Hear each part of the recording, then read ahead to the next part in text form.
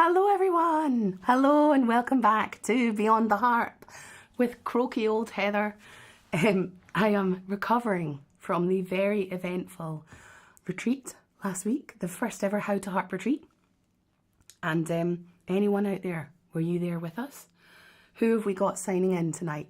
Do let us know where you're joining us from, that you can hear us okay, even though I sound like I've smoked a 20 pack of cigarettes.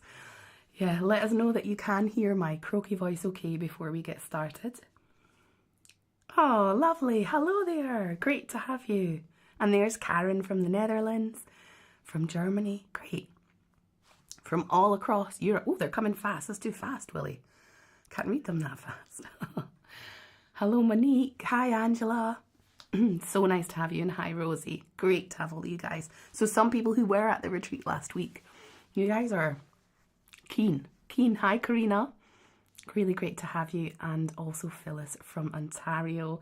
Great. Oh, I'm so glad that you guys have decided to join us tonight. And I'm glad you can hear me okay as well. Inga was in Stirling. Woohoo! And yeah, it's so lovely to see so many of you joining us. So thank you so much. Now, I don't want to take up any more time because we have a very exciting guest tonight and someone who's really special and close to my heart as well. So I'm so glad that she's going to be joining us. Corrina Hewat is really one of the, I would say, pioneers of modern lever harp in Scotland and across the world. She's taken the harp and the lever harp and taken it to new heights, exploring a mixture of her traditional roots and also jazz and fusing them together to make her own amazing, unique approach to music. And I'm lucky enough to have studied with Corrina during my masters and then worked with Corrina. And in both capacities, her heart and her passion for her music always shine through. And I'm so glad to have been able to have that experience with her. Not only, of course, is Corrina an amazing harp player, but she's a wonderful composer. And we're going to be talking about some of the fantastic works that she's created over her career.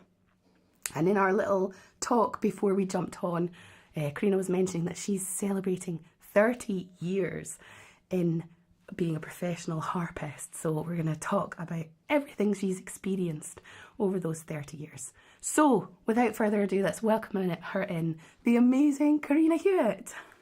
Hello, Heather.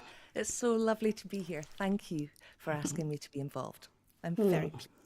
We're delighted to have you. Thank you so much for joining us. It's so nice to see all the names coming up and people coming to see it. That's really nice. Right, yeah. It's funny, isn't it, when you're used to doing online things and you're used to Zoom and you can open the participant list, right, and be like, oh, who's all here? But on YouTube, it's nice that William brings them up. Right. Okay. Yeah. Thank you, William. William's always here, guys, in the background. And of course, we will have time for Q&A from you guys with Corrina. So don't hold back. Pop those questions in as soon as they come into your head and we will save them for later on. William's got his fancy saving tools, don't you? Yes, I do. Yeah. It's not that fancy, but thanks. I think it's pretty fancy. Okay, Corrina, maybe you could start us off by telling us where it all began. How did you get into harping? I got into harping purely by chance, and I was playing piano and I was playing the fiddle. And I was playing the fiddle purely because my mum had decided that we needed fiddle lessons in the primary school. And so she kind of petitioned and she protested and she wrote to people and made a fuss. And so we got a Polish man, Mr. Sigarek, who came and he would teach us fiddle. I absolutely hated the fiddle from the very first moment I started. Oh dear. It was horrendous. It was just horrific. And I used to cry and practice in the kitchen to show my mum that it was worth all her protesting to get that man in to teach. And then we went to Skye. And this was purely on a weekend, a long weekend, all the family and some friends and their kids as well. So we all piled up to Skye to the youth hostel. happening to be there at the same time was this woman called Christine Martin, and she was playing a harp, a little tiny thing in the corner of this room. And I just loved the sound of it. And it looked, I mean, it seemed to me like what she was playing was the same as a piano. So I ended up going over, and she let me have a go. She let me play, and I was able to find some chords and just, basically try what the piano was, what I could do on the piano, I was doing on the harp. So she said, "That's brilliant. I think you could do with some lessons." And she offered, I don't know if she offered, but maybe my mum might have hassled, I don't know, now that I'm thinking about it. But to me, it sounded like she offered to give me lessons every 2 weeks, maybe every 3 weeks. And she lived in Tain, and we lived in the Black Isle. So it wasn't, I mean, it was about an hour's drive or something in the Morris Minor. And we had to take Jade, my little sister, as well, because we couldn't leave her in the house. So the whole family would have to go over to this harp lesson. Jeez, oh. Anyway, she gave me these lessons for free. Wow. And she gave me them for about a year until she said to me, "Do you know now I've taught you everything I know?" Because Christine she played violin. So she played harp on the side kind of thing. But if it hadn't been for her, I wouldn't be playing harp. That's literally it. Because I'd never seen one before. There was no harps around. There was no harp teachers close by. There was just there was nobody. Nobody was playing it. And on the scene, there was these women, this band came up, and they were called Sprangine. And they came to Evanton, and my mum and dad took us there for this gig. And all these women were on the stage, and two of them were playing harps. Oh. And it was like, push. Oh. And 1985, so this was all happening at the same time, the Fèis Roche thing started. It came about through Christine Martin and Anne Martin, no relation. The two of them kind of came up with this plan to get music into the area. Anyway, they were the ones that started Fèis Roche. And if it hadn't been for that, because I met Patsy Seddon properly at that Fèis, and she taught me some stuff. And I mean, it was just amazing. Alison Kinnear as well. And then Mary McMaster. And they had shaved sides of the head and all that kind of stuff, and super cool. And that's what I wanted to be. But in the music, when I went to school, they didn't have any harp or anything like that. They didn't care for that. But they had bassoon. Wow. And the man who was teaching bassoon came around and made us all do this with our hands. And he was going, "Who's got the biggest stretch?" And they're like, "Oh, I've got the biggest stretch." It's like, "Great, you play bassoon." What? Like, do you know what I mean? Yeah.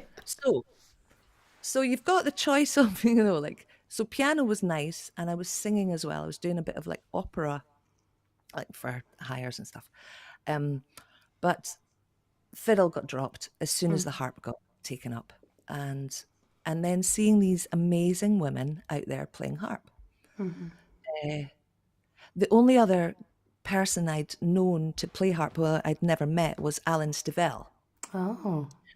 And his album, which my mum and dad had. So I basically I learned all his stuff off that album, the Renaissance, the Celtic harp. But then at that same time, Savorna Stevenson is around and about. And so she started teaching for the Fèis. And the Clarsach Society helped to get Savorna up to Fort Augustus, where she did this weekend teaching thing. And that's where I met Ingrid Henderson. And I'd just been playing. At that point, I hadn't been playing for very long. And she took me under her wing a bit. So you've got all these totally different influences coming in. Yeah. And I think that's why my head was just mince, by the time I went to college. Sorry. And my technique was all over the place because I was watching Patsy and Mary and Alison and Savorna, plus then trying to learn myself at home, because then after Christine, I didn't have any teacher at all. So I would just go to the Fèis every year, and until I applied to go to the RCS, the RSAMD, which it was at that point. And I got in on potential. I got And up. Yeah. do you think, looking back now, thinking about your kind of beginning being this lovely melting pot of different experiences, before you got into formal study, do you think that because I know you as someone who pushes the boundaries and experiments with new ideas and takes the harp to new places, do you think, looking back, that's come from there, or do you think that's something that was in you already and it grew from your experiences from all these different harpists in early on? Oh, that's really interesting. I guess, no, I think from early on, definitely I was doing things like my mum was doing things. And my mum was very creative, and my mum was always singing. My mum and dad both played guitars and sang, and they would do all the kind of 60s stuff, like all the Americana things, and Neil Young and Bob Dylan and Joni Mitchell and Loudon Wainwright and all these folk were constants in our house. Apart from the kind of more traditional stuff that would sneak in.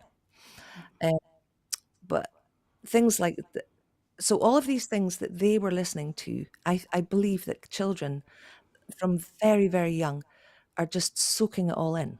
And they, like a sponge, they soak everything in. And if you only give them a tiny amount, or if you only give them a specific type of music, it will shape the way their ears are open to hearing. It's not a bad thing. It's everybody has different experiences growing up. I was incredibly lucky to have the most amount of different music going on, and I just loved it all. And apart from the reggae, I wasn't totally into reggae. My dad, oh jeez, Bob Marley and the Flaming Wailers, man. Oh, sorry, but I mean, no, I mean, I love it, kind of, but it used to drive me up the wall. My dad would dance about in the garden with Bob Marley. Oh, jinx. So I know reggae's not my biggest love. Oh, I can't believe I've said that on YouTube. There we are. What's out there? That's it. I've screwed up that's my trajectory done. Oh well. I mean, Anyway, there's still time to get into it, Corrina. there is time. There's always time. But as you get older, your ears everything does start to kind of close in a little bit. And actually, I'm still relying on all of that stuff I had when I was little, not the stuff that I listened to last week and it's in and it's gone again. It really, really does change as you get older, which is fascinating and kind of scary too. So I'm incredibly pleased that I had such a massive musical beginning. Yeah. Really lucky. That's great. My So- mum would give us we were called the Cullycud and Shit Hot Ceilidh Band with a hot crossed out. Of course. And that was our band. And what we would do is we would get all the instruments in the house. We had hundreds of instruments all over the place, all the different types. And we'd all pick one. And then you'd play something on it. I mean, however bad you were, it didn't matter. You played something on it with everyone. We'd all play something. And then we'd pass the instrument. And you'd get the next instrument. And then you'd be on the accordion. And you'd be like... and it's just like the freedom to create without having to be perfect. And I totally miss that because my mum allowed that, and she she let that be something. I don't know how she did it, but God, that freedom is amazing. That's awesome. That's great. I hope I can hold that in my head because I kind of want to relate that to something I want to ask you later. But before I do that, so you applied to the back then academy, but you didn't study there in the end, did you? You studied in Leeds. So how did that end up happening? I did study for a year at the RSAMD. I studied a BA in performance, but sadly, my performance, I got an A, but in my history, I got a D.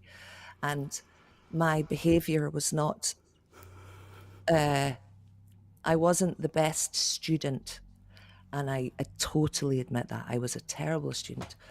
And so I had to take a year out. That was advised.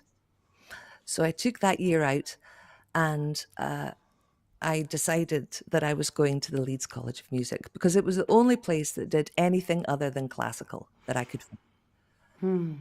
And I didn't want to do music production. I needed to learn more about my instrument. I needed to study, I needed to play more and learn about harmony, all that, the theory that I never really got when I was in school. And then when I went to the RSAMD, I did not learn the harmony uh, that gave me any joy. It it was there, and I had respect for it, but I didn't. I could already play, like I could already feel the music. The way I would describe the music or draw the music, but good Lord, I did not like studying that music. So I took that year out, and then I found Leeds. So it was the closest place for jazz, and I went for it. That's why I went to Leeds. I mean, purely all by chance. Just, yeah.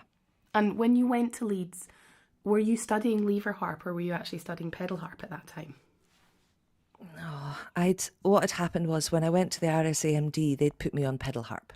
And I was studying with Sancha Pilu, and she was an incredible teacher, hugely respected, and yeah, she was really fantastic. Then when I went to Leeds, there was a pedal harp teacher, and we we need to not really mention what his name was, but the fact was he was incredibly rude, and then he just disappeared from the course because I was not what he wanted to teach. No, I was not. No. So he just kind of left. He disappeared, and I ended up without, I had no lessons through my first year of that course, of the degree course. And so at the end of that year, I said, I'm leaving. I'm going to go somewhere else. I've not had any teaching. And they panicked.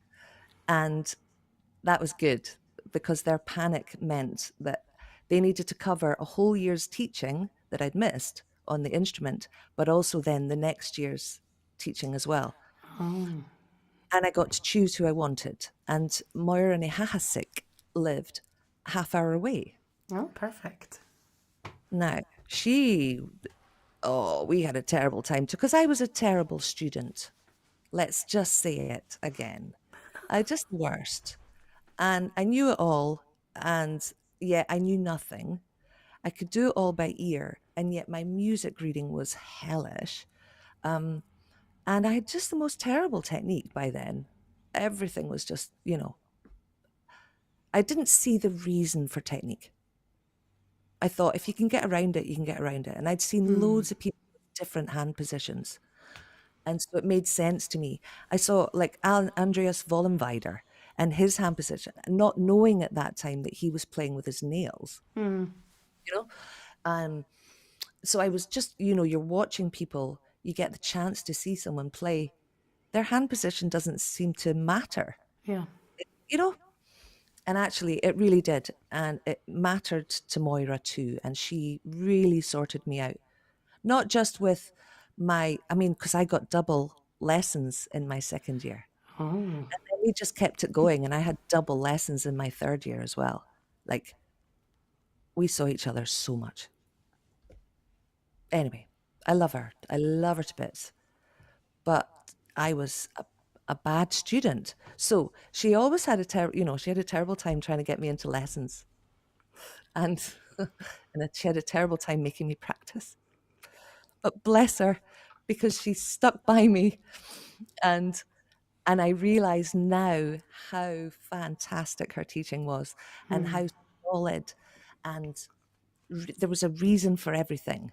And there was, it wasn't just talking about why we're doing certain things, but how it affects your arm and your body. And then I got to do Alexander technique in that Oh, college nice. as well. So I did a course of that. And so all of these things just built up my strength and stamina, Yeah.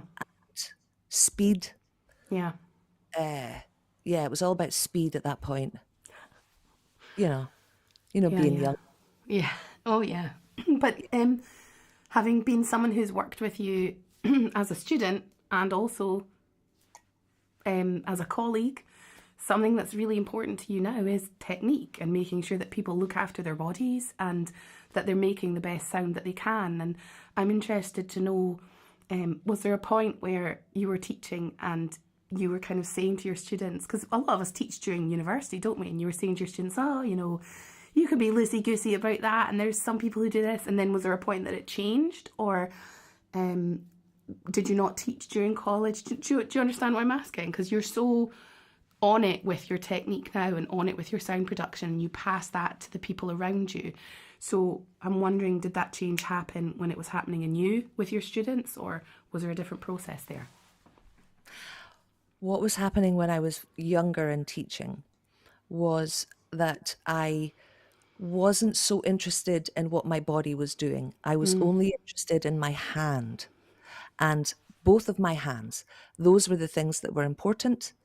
And I didn't seem to connect that the hand is connected to your arm, connected to the shoulder, your spine, your neck, your pelvis. Everything is everything. We are one thing. And if you hurt one bit of you, your whole body is hurting. Like everything is affected. So I didn't know that, and I taught. Basically, the only person that really taught me, apart from Christine, that was like the Patsy Seddon face week. And I remember her, it's like fingers in, curl your fingers in, your thumbs over. That's it. That's what I had.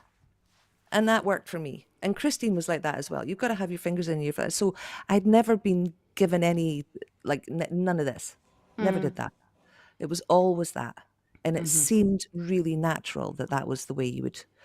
But I did not connect this to be like, this is a problem, this is a problem, any kind of twisting, I played with my shoulder up for like, I've 10 years. Yeah. I played like this. But the reason I played like that was, one, my heart was leaning on my shoulder and my back was starting to hurt. I played the Mark Norris harp for a long time, and it was heavy to carry. And actually, just that car, I was schlepping it around by myself, and it was really heavy. And then my hand is getting tighter and tighter as I never relaxed. I was always on, never off. And I realized that it was the in between stage Yeah. of placing this. This is not relaxed. This is not relaxed, but the movement in between, you can release. You're constantly releasing, so that you're maintaining the strength and you're maintaining the stamina that you need, and keeping the patience in your head Yeah. to stay with that and not let it go just because you're tired or you're angry or you're trying to do something fast, or all of those things. You can drop those things that are actually very important to you. It's like, I have boundaries, and one of them is I must be able to sit up straight.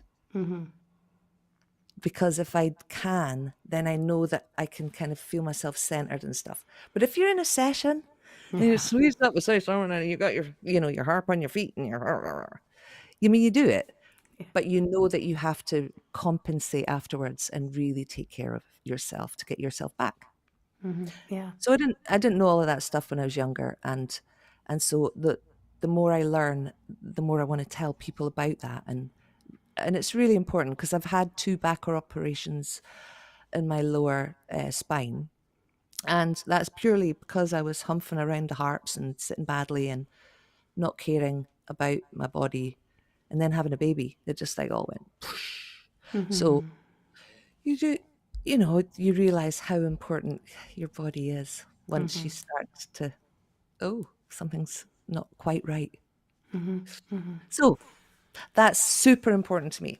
And then I get super attached to all my students who are like, they have something there. They have that little spark of recognition, and they it's like they've played it before. That, like, it's like, I'm sure that we all, sorry about this, you're gonna think I'm all woo woo now. I think we live a lot. It's not like we're just here the once and then, bam. And so I believe sometimes like some people are old souls, and some people you just see they sit down at the instrument and they've played it before. And it's like they've never seen one before, and yet it just sits comfortably there, so I get super, super excited about those students.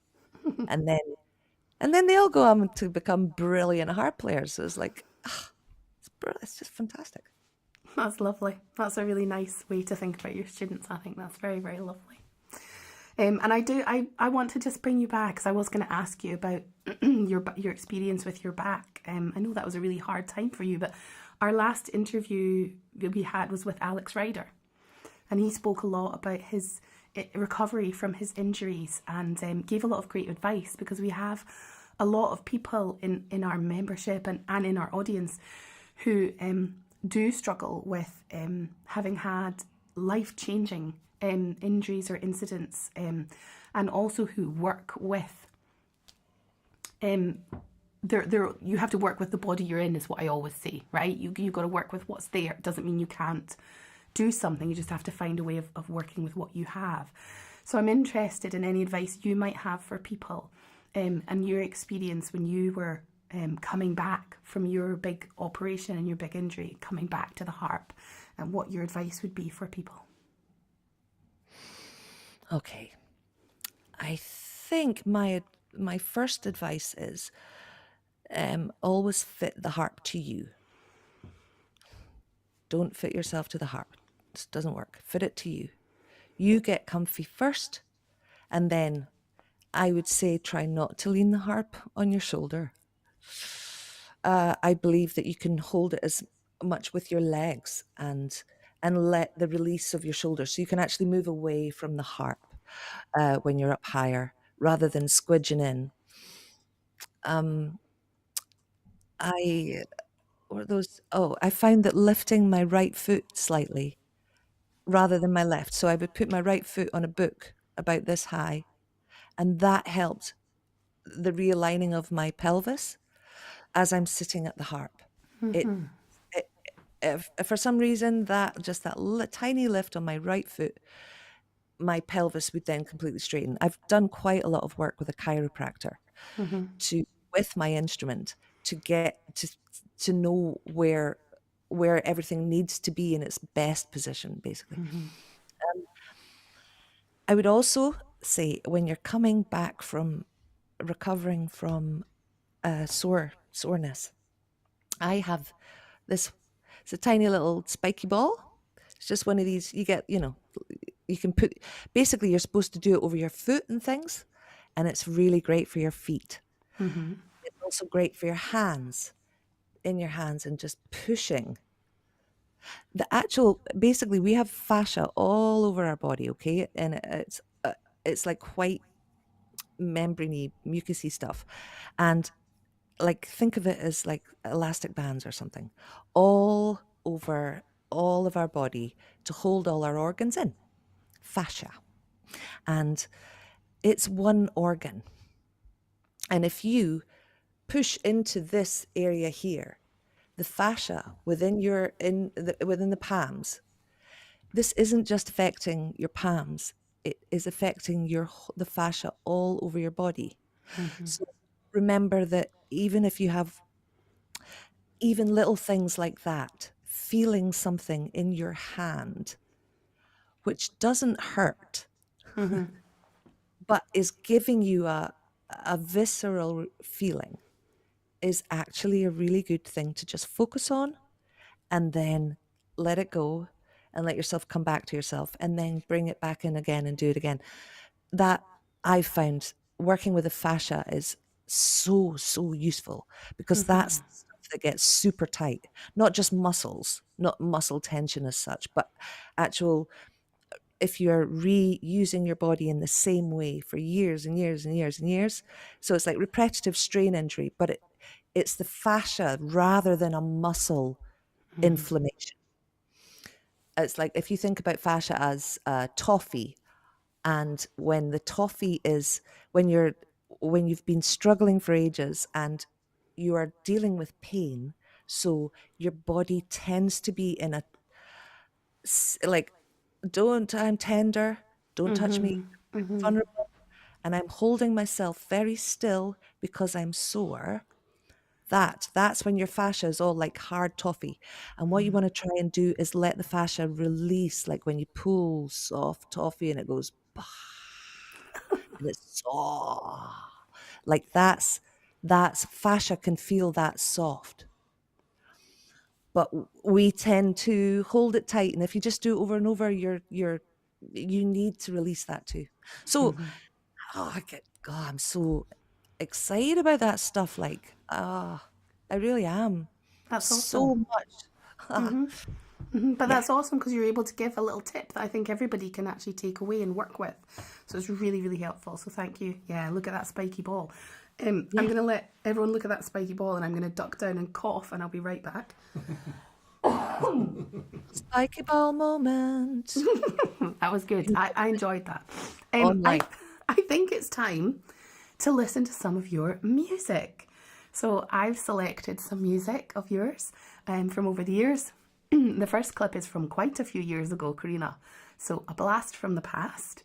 But I'd love you to tell us about the band and the project, because it's a really exciting project that you, well, not we're just part of. Well, I'll let you tell us about it. So let's go over to our first clip of some of Corrina's music.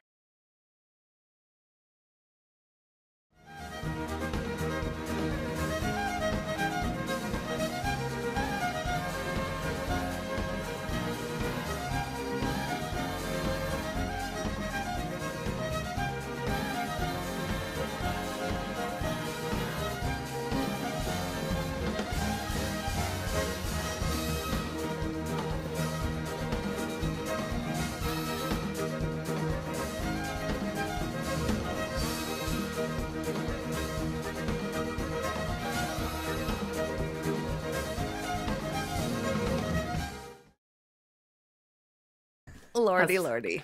That's good fun. Tell us about it. The Unusual Suspects. Myself and my husband, David Milligan, we met in Leeds. And it turned out he was from Scotland as well. And we ended up getting together in Leeds. So we both moved up to Edinburgh when we both finished our courses. And he's definitely a jazzer. Like, jazzers are jazzers. And then you've got your traddy folk, and you've got your classical bods. Uh, and all of these people at this point didn't mix so much. They had their own spaces, they did their own things, and never the twain shall meet. And if they did, people would go, "Oh, I don't know about that." So, what happened was when we moved up to Edinburgh, there was a big trad scene, but there were all these interesting people like Simon Toomere. Um, he was there, and Ailey Shaw, but then there was I can't I can't list them all. There was just a load of really interesting people around at that time in Edinburgh, and because the Glasgow scene hadn't really kicked off like it has done in the last kind of 20 years. All the sessions were in Edinburgh, and it was just a really lovely place, kind of melting pot. There was a lot of jazz gigs, a lot of blues, kind of a lot of bebop stuff. So David was really, really busy, and I was getting more into the kind of trad side of things. But then, of course, they both meet because we all meet in the pub together, and that is how the Unusual Suspects ended up kind of coming to fruition. Was our love of the big band thing, but our love of the trad stuff too. And I wanted to have trad musicians play their in ornamentation in their own way, like not force them all to learn Chris Stout's ornamentation and that one thing, or or we're going to do Katrina McDonald's wee twiddle there.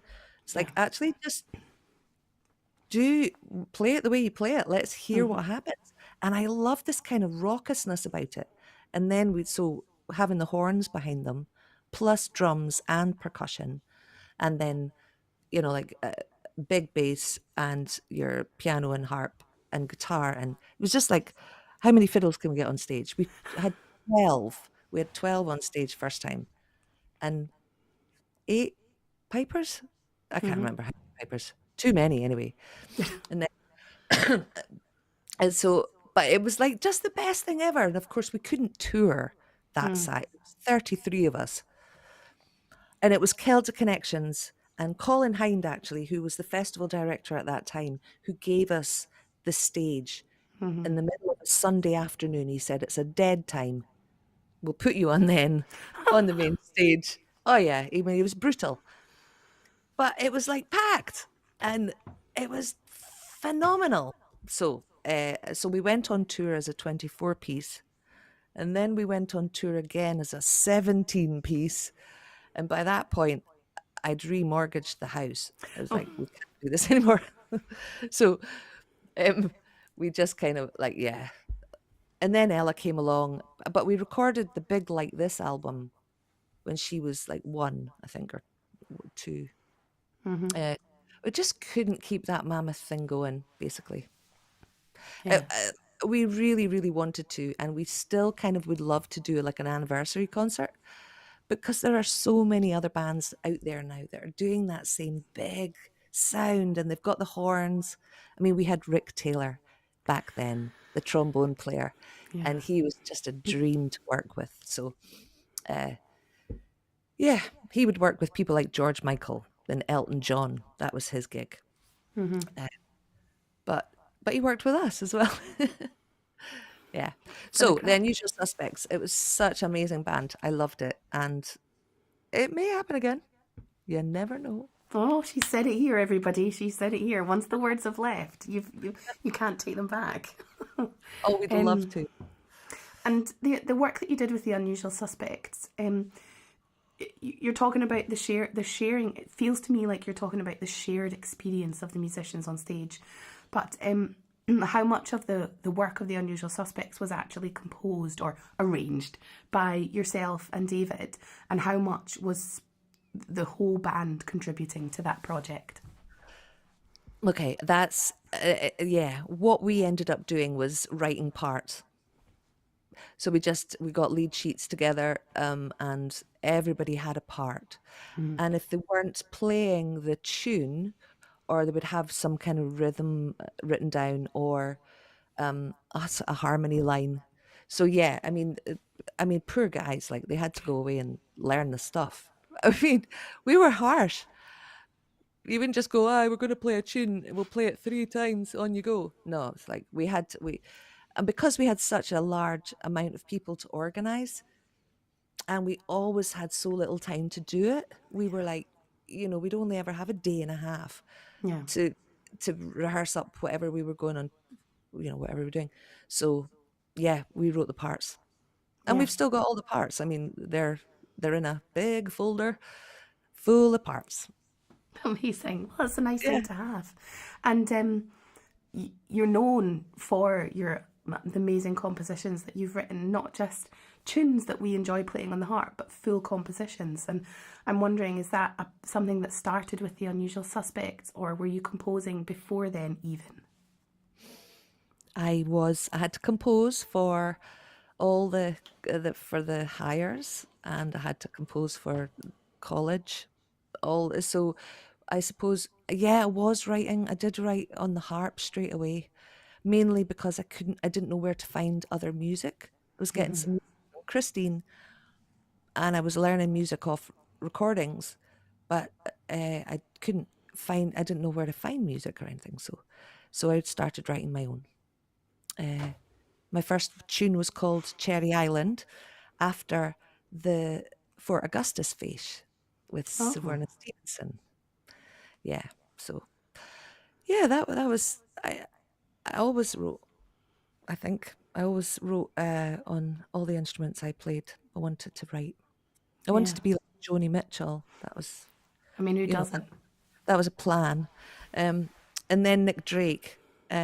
And then I realized he died really sadly and everything. I'm like, oh no, don't want to do that. Um, but and I found these lyrics my dad had written out, while my guitar gently weeps. And I'm like, oh, that's such sweet words. So I wrote a whole tune and everything around it. And, I had a whole thing on guitar, actually. Did a whole guitar thing. And then it turns out that somebody else had written a different tune. And it was pretty good. Yeah. Anyway. What can you do? Yeah. You know. Okay. And again, it was Celtic connections and just the forward thinking of Colin Hines. He came up with the New Voices series. And so David and myself and Simon Tumier were given the first three to do. And so the three of us approached it like we're going to write big, massive things for loads of people. And that's what we did. And it carried on since then. So Nice. that's kind of what got me into writing bigger music for trad musicians. Lovely. Yeah. That's great. So exciting. So I think we'll take a look at another one of your projects, a little smaller, a few less musicians this time. But we definitely want to hear all about the people who are involved in this band and how you put it together. So this is the Corrina Hewat band. Let's have a listen.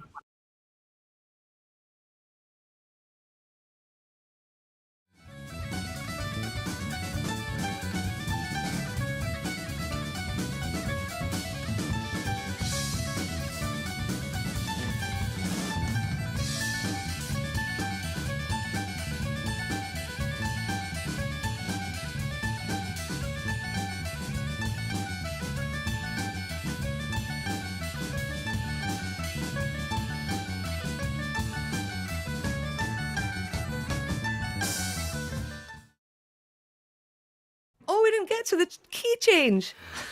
I can't play all of the stuff. Oh man. Okay. That is you know what? I love Fraser Fyfield's playing. I just think he's so great. And so inventive, and he's up for anything. And Tom Line lives in the village. And he's a great bass player. And Alan Kosker, the drummer of the Unusual Suspects, it's like they're a class band. Yeah, why did we end up doing that? I'm not quite sure. To be honest, I'm really sorry. I can't remember. We did that for, I think, BBC Alba. But 30 years is actually quite a long time. And some of my memories not quite as sharp as it was, darling. So can I tell you about that? What was that? Ted's Reel or something? No. Yeah, Ted's Reel. Yeah, that's ridiculous. And the slow down, when I heard it, I was like, how are they all slowing down like so together? That's really hard. Yeah. We had to practice that. It's like, oh my word, are we actually going? And we just like, yeah, we are. It's going to be fine. Yeah, that tune's called Ted's Rant. That was about my mum. She would phone me every day. We'd talk every day, but she'd rant sometimes. And she was ranting away one day about something.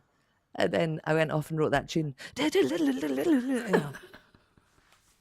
Nice. I like I that. think Well, I it's a like it. great tune. And yeah, everybody should go and we'll give the links to all these videos that we're sharing so you guys can go and hear the key change that I did. I did cut before the key change, but I just loved the slow down so much. I was like, I gotta play that because that's really hard what they're doing. Though, no one else is going to know that, though, are they? They're just going to go, oh, they're slowing down. Yeah.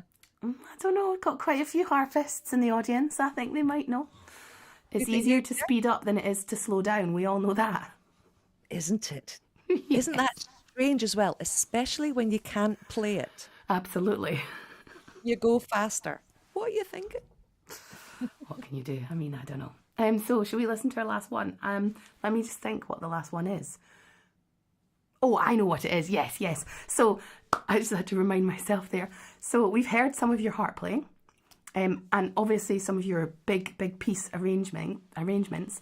But of course, you're also the most fantastic singer, and you include a lot of song projects in your work, and also composing songs as well, which I think is much more challenging than composing a tune. Anytime I write lyrics to something, I'm like, that is so cheesy.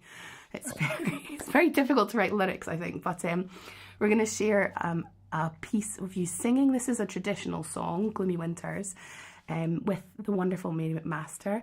And then maybe you can tell us a bit more about how singing, what role singing plays in your musical career.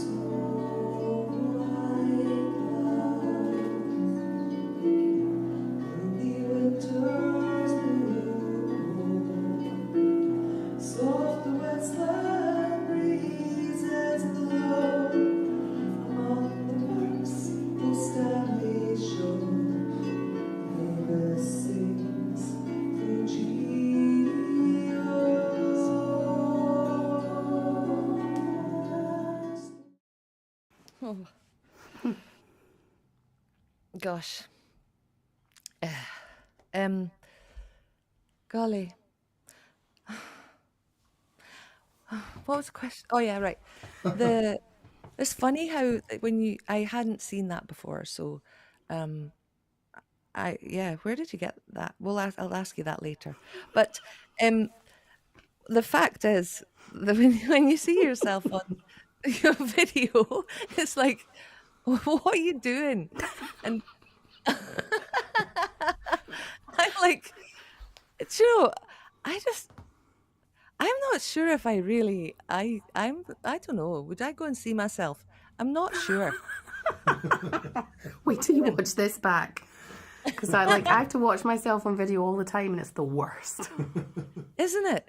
Oh, it's terrible. Oh, do you know though, that was a beautiful weekend in the Netherlands, and I had a wonderful weekend teaching there actually, but that was also some tricky stuff going on at the time, so it brings up all those memories. It's yeah, um, but singing's all. I mean, because my mum and dad were always singing, I kind of singing was a natural thing, and when I went to Leeds, um, I hadn't thought at all about doing it. I wanted to be an actress. That's what I wanted to be. And I grew up wanting to be that. And then when I went to music college, just because I could kind of play a harp, um, that took me on a different direction. And I just thought, okay, it's just harp now. I'll just do that.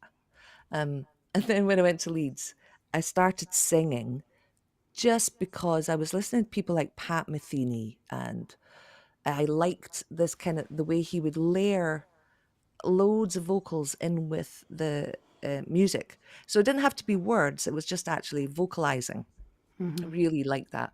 Um, and then when I came to Edinburgh, I ended up like meeting Corrine Hewat and Elspeth Cowie and Christine Kidd, and I started a chanting band. That was our trio. And then I had a trio with Corrine Hewat and Annie Grace. That was a nice trio. And then I had a trio with Mary McMaster and Ailith McCormick, and we did kind of the Gaelic side of things as well as Scots, and that was really fun. Um, yeah, singing's always been there, but actually it hasn't kind of been there since um, for quite a while, just because I lost my confidence quite a bit, and it is harder to sing.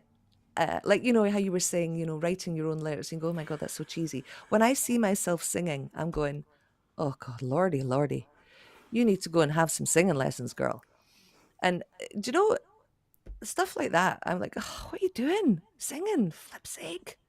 Whereas I trained on the harp, Yeah. whereas I didn't train on singing. And that's, I suppose, you know, you have that little doubting, oh, am I really taking the mickey here by singing? When there are other people out there who are amazing singers.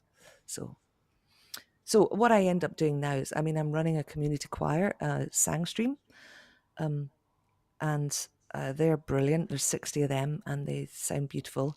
And they always question my arrangements, and they're always scowling, and they go, "Oh, I'm not sure about that note. I don't know if we'll be singing that note, Corrina."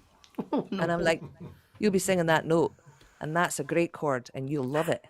And they love it, but it takes them a wee while, you know. As long as you get them told, that's all that matters. Oh, And they're fantastic. you're a fantastic singer as well, Karina, and I think everybody in the audience will agree with me on that one as well. But I do understand that sometimes there's something about singing that's almost more vulnerable than an instrument. It's like, I know an instrument is an extension of yourself, but I don't know. Yeah, I can't really explain why that is, but it definitely feels more vulnerable, I think, to sing. With that recording you just showed, that was just a few months after my mum had died, and I was going through, the motions of being, just doing everything that I'd said I would do and Yeah. doing everything, and I believed that I could just ride that and it would be fine. And what happened was during gigs, my voice would disappear.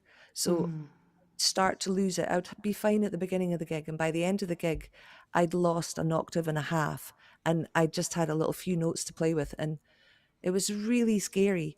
And I ended up going to a speech therapist for some help, and they had the camera down the throat and everything, and it was literally muscle tension.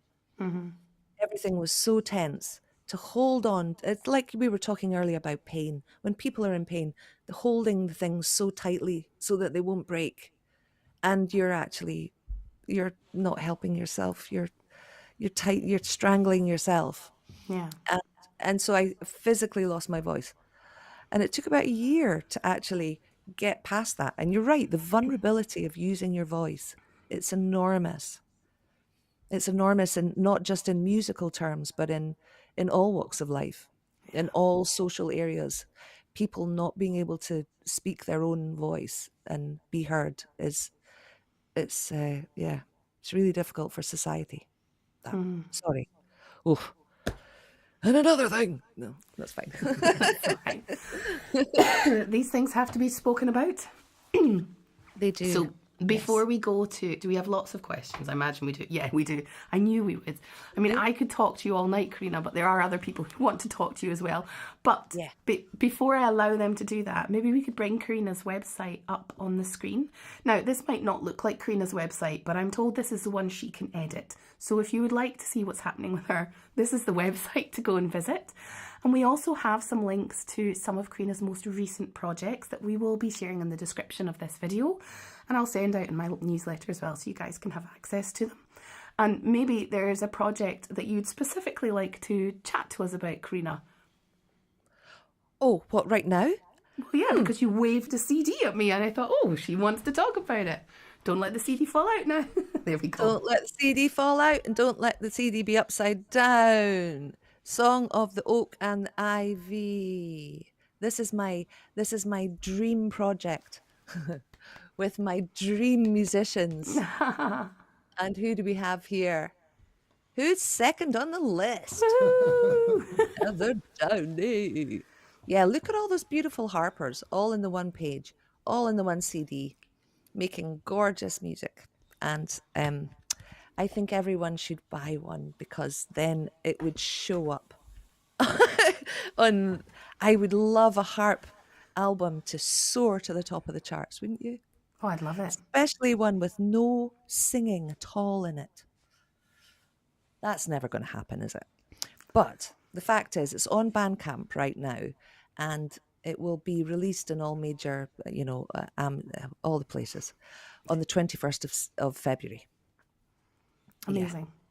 Yeah, it is amazing, because to get all of those harpers in one place at one time and have them record, it seems now like impossible, but they were brilliant and they did it, and I'm so proud of every one of them, and I'm proud of all the music that is on that CD, and it feels brilliant to have it out now. Yeah. It is, it's one of, I think, I'm allowed to say this because I didn't compose it, but I think it's one of the most fantastic pieces of music composed for harps. And it's for 10 harps, 6 players, and Corrina like weaves the acoustic harp, the electro harp and the wire harp together in such clever ways that you hear. I mean, I've been playing it for 14 years now, and I listened the other day to the CD and I was like, oh, I didn't know someone was playing that there. That sounds amazing. It's coming from there and it's coming from there, and every time you hear it, you hear something different, and it's a world of exploration. It's absolutely beautiful, and everyone should go out and buy it. Oh, that's really nice, Heather. Thank you. I mean, one of my main aims in that piece was to make sure that Bill Taylor didn't have to retune. That's the only thing. He did have to retune though. And he did have to retune in the end. But only once. Yeah. So that was it. Just write something that is so varied, but yet doesn't involve too much difficulty. Yeah. And so I found when we were playing it together that it's just getting into the groove again. It's like everyone being on the same groove, because we're all very different people. So we all play slightly differently. And when you're playing in a group like that, you have to be as one with the beat. Yeah. So we did it. Woohoo! We did it. So we launched this last week at Celtic Connections, or 2 weeks ago at Celtic Connections. And I have to say that it was the first it was Corrina for the first time read the story with David playing piano, and it was read in a different way that any of us have heard it before, and I think it was the best we've ever done. I just felt amazing about it. Yes, I agree that I felt that was the first time I've ever done it like that, Heather. Yeah. That's how, seat the pants stuff every time. But once we'd done it, and then I realized afterwards, when people bought the CD and went, oh, do we not get the words as well? I was like, I'm going to have to do another version. I'm going to have to make a radio edit. Oh yeah. So that it can be played on the radio, and you will hear the interweaving, but also you'll hear all the other stuff as well. So yeah, we're gonna have to do something else with it. And even though we've done it for 14 years, I still want to play it. So please, if anyone's out there who's a promoter and would like to invite 6 harpists to come and play it, I would love to play it again. It's an amazing piece of music. And like I say, it's the first time we got to have Corrina reading the bits, so we've got to do it again now, right? Yeah. And if there are any promoters out there who want to help promote, then I would be very accepting. Honestly, it's really hard doing everything by yourself. It's nuts. It really is. Okay, we've had a lovely chat. I've loved it. I love talking to you. But let's see what our audience would like to ask you. It might be very different to what I've been asking you. So let's have a little look. Okay. So Alfie's saying, is Corrina saying that she didn't read music when she was younger at college, and that she learned mainly by ear at that time? Alfie, you're spot on. Yes, I did not know how to read music. I was bluffing it all the way up till I was doing my BA in performance at the RSAMD. Basically, when someone would play something, I could play it back. And that's how I got away with it. I would just, I would just ask them to play something, and then I would just play it back. And I got really good at that, which meant I didn't have to read music. And so, And it's taken a while. And yes, I did have to start learning music. And I did my grade 8 theory when I went to Leeds College of Music. That was part of getting in to do the degree. So yeah, I had to learn super fast. And do you think, like, how important do you think it is for students to learn theory and oral skills and sight reading? I mean, I would argue theory and sight reading are kind of the same, but also different. But, you know, how important do you think all those skills are for a learner? Should they be doing them all at once? Should they be doing one thing at a time and then adding more? I would incorporate little tiny everythings at once. So you're not just when you talk about a string, you can say it's the note C, you can say it's the root of the chord, you could say that, or it's the what inversion are we in, or is it a minor or major? Why is it minor or major? What is that extra note in that chord? Why is it called a 7, or rather, or a natural 7? Or like just anything like that. Always say it in loads of different ways as you're teaching them. So you're giving them little bits of everything. And then you'll learn that there'll be one way that they really resonate with, but you've also got to get the other way in as well. So you've got to, always referring back to everything so that, it's tricky that. It is tricky, but yeah, I would say altogether, because if you leave theory till the end, then it's really scary. If you read leaving music till the end, it's scary, because if you're out in the world and you are going to be a musician, you kind of need to read music because that's the landscape we live in. Yeah. You don't have to hang out in that landscape, but that's the main landscape. So That's good. Thanks, Corrina. That's great advice. Okay. A question to both of you. Corrina, I know that you enjoy it when colleagues bring their own ideas to the table. What's it like that working on the Song of the Oak and the Ivy, and how did it feel for you? You can answer first, Corrina, and then I'll answer. that's a really good question, Jochen. Yes, I did allow them to bring their ideas to the table. Musical ideas,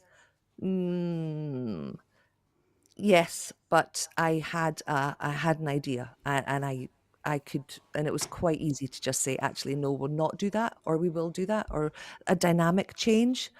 I mean, some people didn't really suggest anything. Others suggested a lot. So you just have to go with it and then say, my decision's final. How did it feel for me?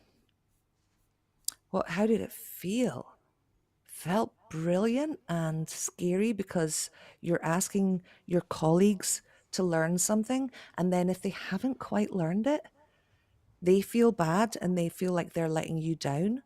And there's this whole dynamic going on that's not spoken about.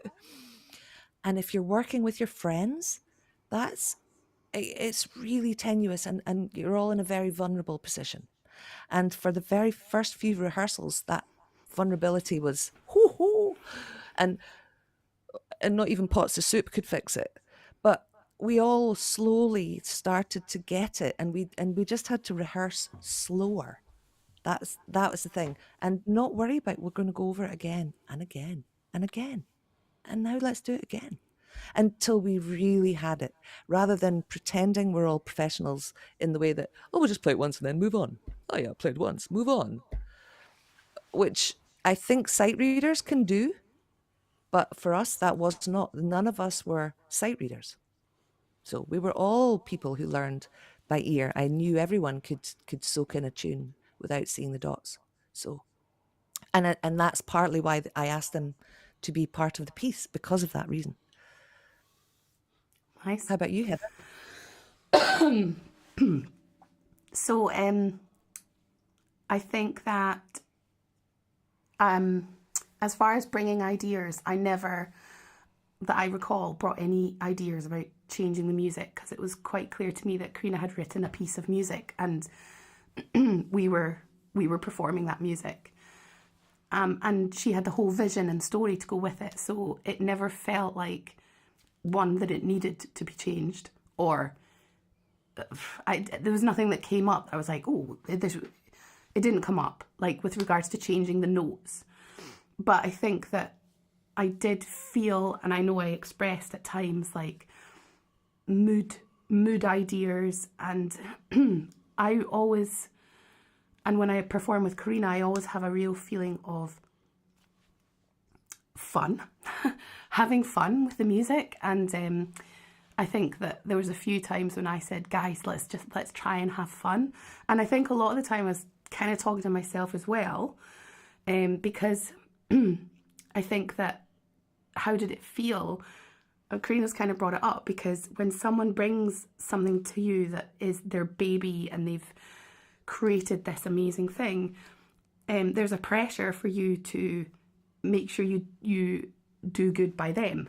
And so we all wanted to do good by Corrina, and we wanted to do almost more than our best, I think, to make sure that it was what she had envisaged. And I think, yeah, there were definitely moments when I don't want to say that people were trying too hard, but that people were almost trying to, I think sometimes we lost sight of what Corrina originally said. And I think, I just said that the last gig that we did was really, really special.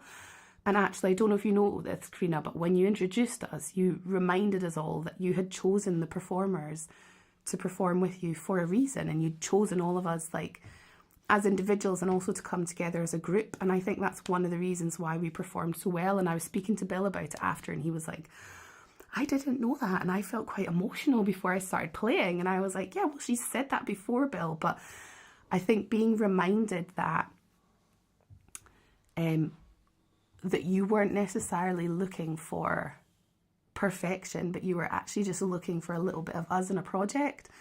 I feel like that's one of the reasons why that last performance was so good. And I think that sometimes it's easy to get bogged down in, like, I have to play the notes in exactly the right way that Corrina wants them, or I have to play the rhythm, because there was a really tricky rhythm bit that I was always like, I'm getting this wrong and I don't want to get it wrong.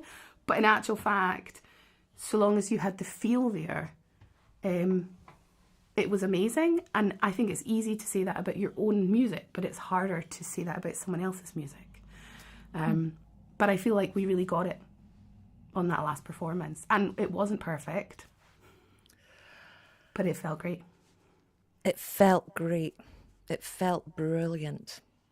And the sound was impeccable. And that was such a bonus for us. And that's the thing with these gigs. You work so hard to create something. And then if the out front sound isn't right, or we're all struggling on stage because we can't actually hear what we're doing, then everything is 10 times more difficult. We didn't have that with our last gig. It was absolutely sublime. So I really enjoyed it because of that as well. But yes, of course I write. Why on earth would I have written for 10 harps and 6 players? Why would I do that? That's a nuts idea. Never have more than 2 harps on stage. It's a nightmare. Yeah, it's bad. I'm not, you know what I mean? Like, no one would write sensibly for that many harps, just the tuning and everything. But actually, it seemed to work out really well. I enjoyed it very much. And so it feels great, Jochen. Yeah. Nice. Thank you for that question. That was fun. Caroline, do you think wearing a posture brace could help with back pain or pain in general? I'm assuming. Interesting. Yes, I actually do think they help if you really are a stooper. And I know that a lot of us these days, with the use of our phone and whatever, but yes, a back brace to pull your shoulders into the proper position, probably, I would say, could help. But actually, do you do stretches in the morning? Do you do crossover stretches? So when, like, twisting your body so your arms go one side and your legs go the other, so you're actually moving yourself before you actually get up out of your bed. Move yourself in certain areas just so that you really stretch, get your body warmed up before you start your day. Things like that can help, rather than buying something to use. you actually already have a lot of things you can do without getting anything. Using like stretching like stretching your shoulders back and your arms behind your back and up, things like that can balance your a stoopy back as well. But try things without buying anything first. Actually move your body first and see if you can give yourself some help. Great. Great advice. Thanks, Corrina. Alfie again. We love questions from Alfie. Does Corrina have a personal favourite of compositions or one that has significant meaning?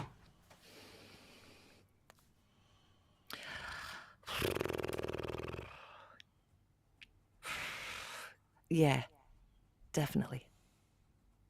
Thank you. No, I do.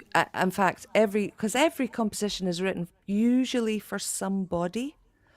And if it's not for somebody, it's for an animal, or not an animal, then a place, a situation, an occurrence. And so, yes, every single one of my compositions has that. Like, I'll go in, if I'm playing a piece about somebody, then I'm there, I'm with them.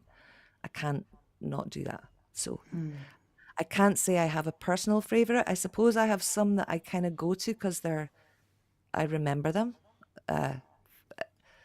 Like Alan Friendly, I don't know why, but that always gets me. And Andrea's Lighthouse at the moment, that's constantly coming back. And what's the other one?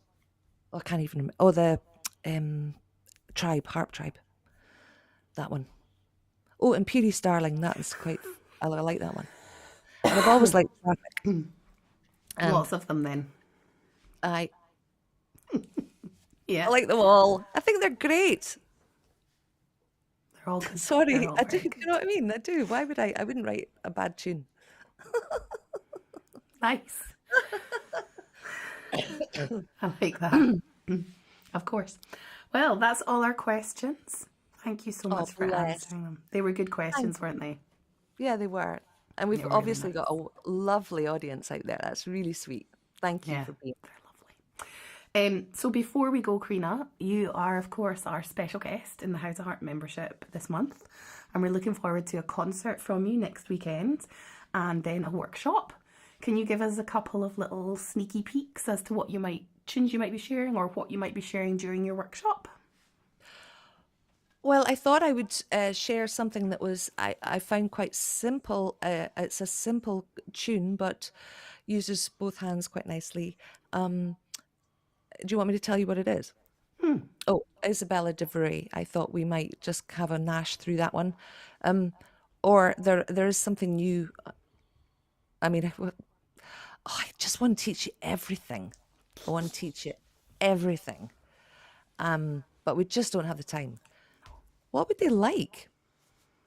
What would you like? I mean, I think what you've got planned does sound wonderful. I thought something that was going to be like, it feels good quite quickly. Yeah. I find that those things work well. It's nice to have something like that quickly under your fingers. And I also wanted to show you a few wee things just to help your hands in their movement on the harp. So, I mean, I'm going to throw in a couple of exercises, obviously, technical exercises, and just show you how to expand them yourself when you're at home so that when they become slightly too easy for you and you're just going through the motions, you know how to push yourself a little further and the reasons why you're doing that. So that's what I'd like to do. That's great. I can't wait. We love technique in our... You've got another question. I can see it. Willie's like keeps looking at me. I'm like, another question's come in. I know that's what's happened. Just a little cheeky one. It's cheeky one, okay. It's a quick one that we know Pull the it up. answer to. Is the album only available in digital format? Oh, what a good question. It is at the moment only available in digital format on Bandcamp. But from the 21st of February, it will be on a CD available to be sent to you. And you can buy the CDs from Amazon and all sorts by then. So it's only digital for the next 3 weeks or so. And can they buy that from your website, Corrina Harp in Scotland? Oh, golly. Oh Well, dear, it's I got shouldn't a have link. asked.